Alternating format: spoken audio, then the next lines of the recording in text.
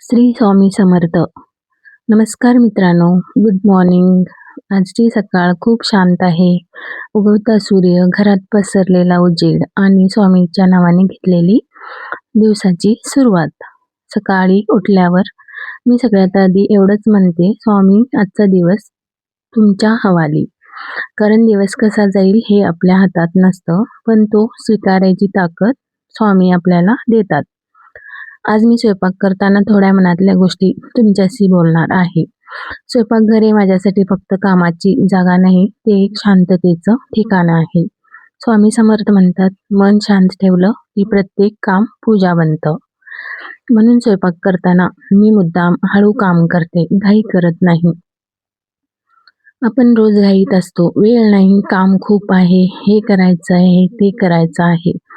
पण आज स्वतःला एक प्रश्न विचारूया, आपण खरंच जगतोय का की फक्त निभावतोय? स्वयंपाक करताना जर मनात ताण असेल तर हातात तो जाणवतो, आणि जर मन शांत असेल तर साधं जेवण सुद्धा खूप प्रेमळ लागतं. आयुष्य पण खूप असंच आहे. सगळं परफेक्ट असायला हवं असं काही नाही. कधी मीठ जास्त होतं, कधी कमी, पण तरी जेवण खाल्लं जातंच ना.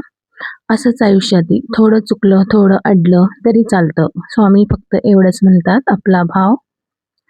आज या सकाळी स्वतःला एवढंच सांगूया, आज शांत राहायचं, आज कुणावर राग नाही करायचा, आज हे जे आहे त्यात समाधान मानायचं, कारण समाधान हेच खरं धन आहे. स्वामीवर विश्वास ठेवला की आयुष्य हलकं होतं. आज अडचण आहे तर उद्या मार्ग नक्कीच येईल. कारण स्वामी कधीच उशीर करत नाही, ते फक्त आपली तयारी पाहतात. स्वयंपाक करताना मी मनात स्वामींचं नाव घेत राहते, कारण जेवण फक्त पोटासाठी नसतं, ते मनासाठी सुद्धा असतं. धन्यवाद.